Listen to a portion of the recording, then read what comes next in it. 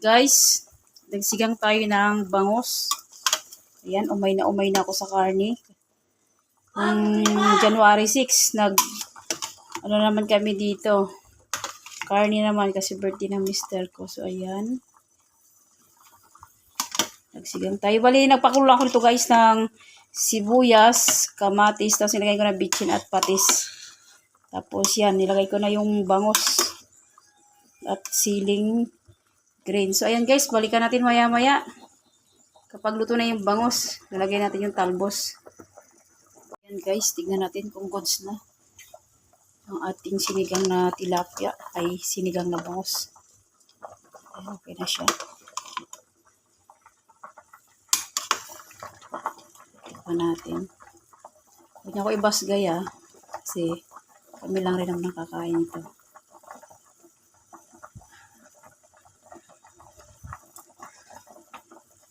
Ay, ang sarap.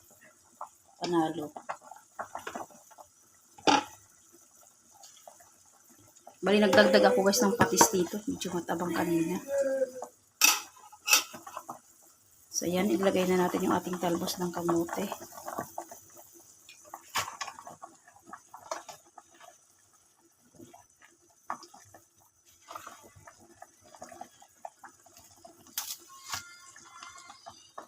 Dapat guys, malunggay ang ilalagay ko dito. So, ang tagal kasi maghimay ng malunggay.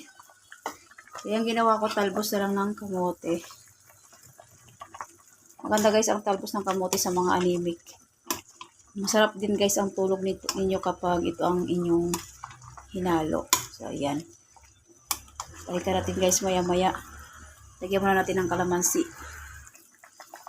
So, ayan guys, patak na natin yung kalamansi. Bali, piliga ako to guys sa kalamansi. Siguro mga 5 piraso.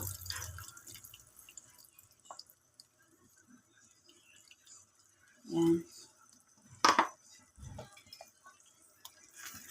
Ayan. Natin overcook guys yung ating gulay. Di masarap kapag overcook. So, ayan guys, pakuloy natin ng konti. So, ayan.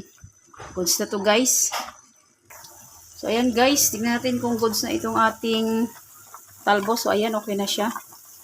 Ayan, luto na yung ating sinigang na bangus. Ayan guys, so ulo. Ayan. Ang init.